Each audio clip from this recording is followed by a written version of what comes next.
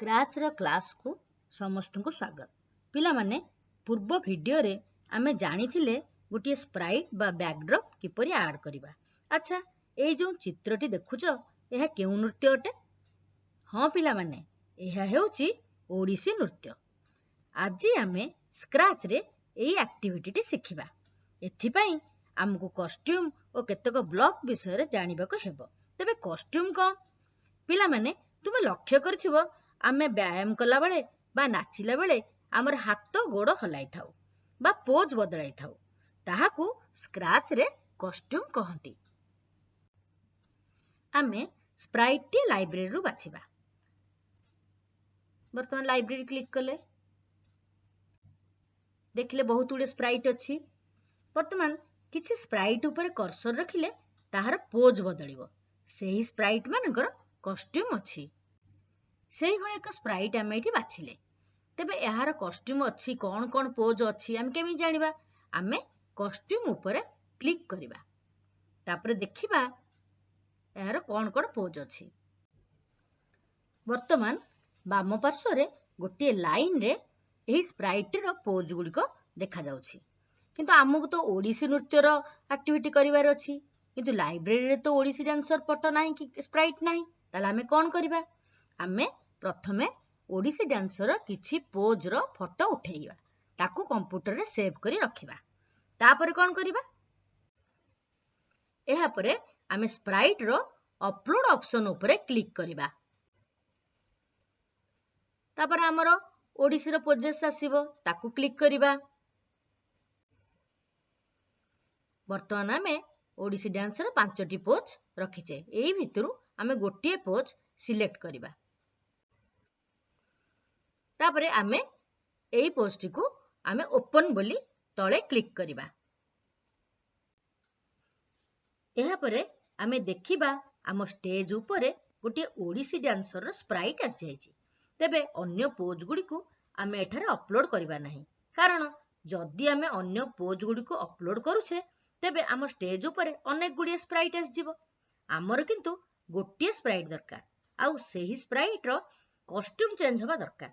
तेनु आमे आउ स्प्राइट अपलोड न करी कॉस्ट्यूम अपलोड करिबा। सेथि पई कॉस्ट्यूम रे क्लिक करिबा। एहा परे बाम पार्श्व रो तळ भाग रे हमर कॉस्ट्यूम रो गोटिए ऑप्शन मिलिबो।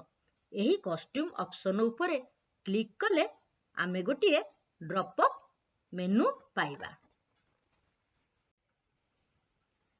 तापरे ड्रॉप अप मेनू रो ऊपरी भाग रे थिबा अपलोड ऑप्शन को क्लिक करिबा। एहा परे आमे पूर्व भली अन्य पोज गुडी को अपलोड करिबा।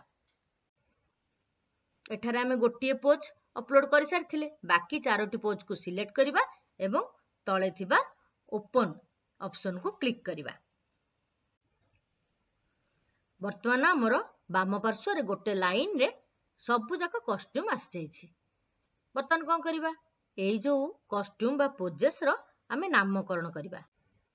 सेति पई जो कॉस्ट्यूम लिखा आइछि ता पाखरे जो बाक्सटी अछि एई बाक्स भितरे आमे सेई पोज गुडाकर ना अलग अलग करी दबा। मन कर मु एठी ओडिसी 1 ओडिसी 2 सीरियल रखी कि नामकरण करछि। एही भली प्रत्येक कॉस्ट्यूम पई आमे नामकरण करिबा। एहा परे कोड ऑप्शन ऊपर क्लिक करिबा। गोटे एक्टिविटी स्टार्ट करिया को हेले प्रथमे हमकु yellow colour block palette event को क्लिक करिबा को हेबो।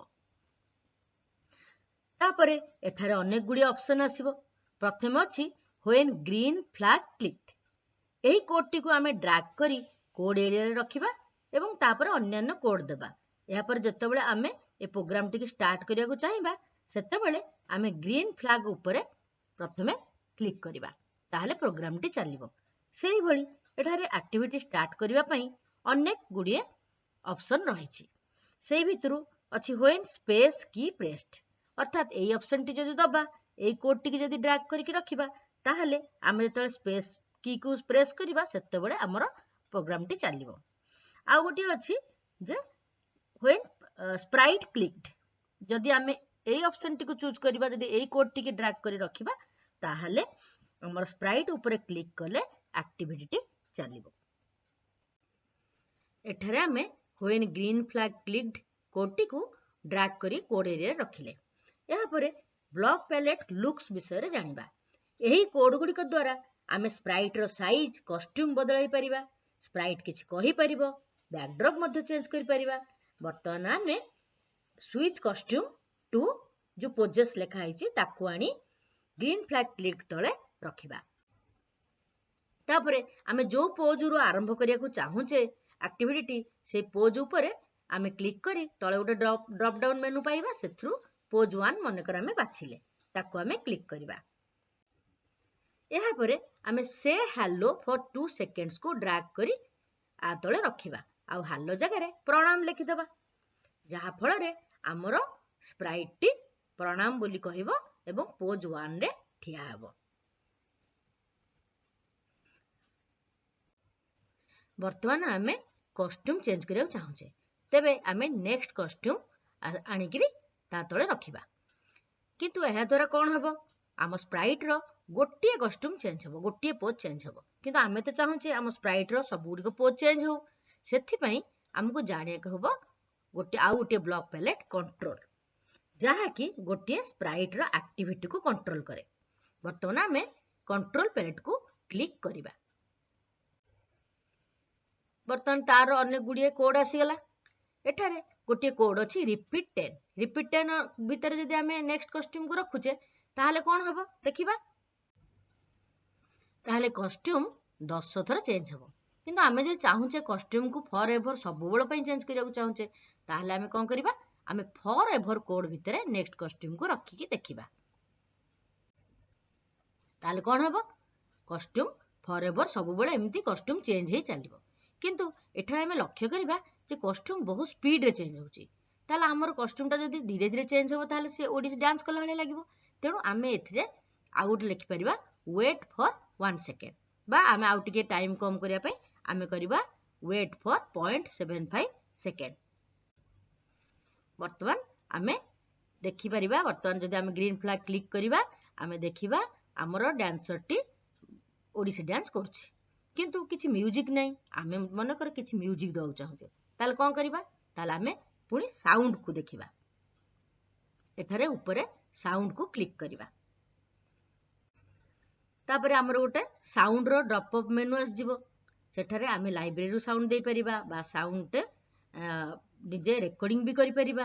ଏହା ଦ୍ୱାରା ଆମେ ରେକର୍ଡିଂ କରିପାରିବା, ଅପଲୋଡ୍ ମଧ୍ୟ କରିପାରିବା। ଯଦି ଆମେ ବର୍ତ୍ତମାନ ଲାଇବ୍ରେରୀରୁ ଗୋଟେ ସାଉଣ୍ଡ ଦେବାକୁ ଚାହୁଁଛେ ତାହେଲେ କ'ଣ କରିବା, ତାପରେ ଆମର ଗୋଟେ ସାଉଣ୍ଡର ଡ୍ରପ୍ ଅପ୍ ମେନୁ ଆସିଯିବ। ସେଠାରେ ଆମେ ଲାଇବ୍ରେରୀ ଖୋଲିବା, ସେଥିରେ ଡ୍ୟାନ୍ସ ଉପରେ ଆମେ ଯଦି ଡ୍ୟାନ୍ସ ଲେଖିଦେଉଛେ ତାହେଲେ ଡ୍ୟାନ୍ସର ସବୁ ସାଉଣ୍ଡ ଆସିଯିବ। ସେଥିରୁ ଗୋଟିଏ ସାଉଣ୍ଡ ସିଲେକ୍ଟ କରି କ୍ଲିକ୍ କରିଦେବା ତାକୁ। ବର୍ତ୍ତମାନ ବାମ ପାର୍ଶ୍ୱରେ ଆମେ ବାଛିଥିବା ସାଉଣ୍ଡ ଦେଖାଯିବ। ଆମେ ଚାହୁଁଛେ ଆମ ଓଡ଼ିଶୀ ଡ୍ୟାନ୍ସର ଆରମ୍ଭରୁ ଶେଷ ପର୍ଯ୍ୟନ୍ତ ସାଉଣ୍ଡ ଆସିବ ବା ମ୍ୟୁଜିକ୍ ବାଜିବ। ତେଣୁ ଆମେ କ'ଣ କରିବା, when green flag clickକୁ ଆଉ ଥରେ ଡ୍ରାଗ୍ କରି ଆଣିବା, କୋଡ୍ ଏରିଆରେ ରଖିବା। ତାପରେ ଏହାର ତଳେ ପ୍ଲେ ସାଉଣ୍ଡ until done ରଖିବା, ଫଳରେ ନାଚ ସହିତ ମ୍ୟୁଜିକ୍ ମଧ୍ୟ ବାଜିବ। ତାପରେ ଗ୍ରୀନ୍ ଫ୍ଲାଗ୍ କ୍ଲିକ୍ କରି ଦେଖିବା ଓଡ଼ିଶୀ ଡ୍ୟାନ୍ସ। ବର୍ତ୍ତମାନ ଗ୍ରୀନ୍ ଫ୍ଲାଗ୍ କ୍ଲିକ୍ କଲେ ଆମେ ପରିଷ୍କାର ଭାବେ ନାଚଟିକୁ ଦେଖିପାରିବା ସାଉଣ୍ଡ ସହ। ତୁମମାନେ ଘରେ କରିକି ଦେଖିବ, କେମିତି ଲାଗୁଛି ଜଣେଇବ। ଧନ୍ୟବାଦ ପିଲାମାନେ।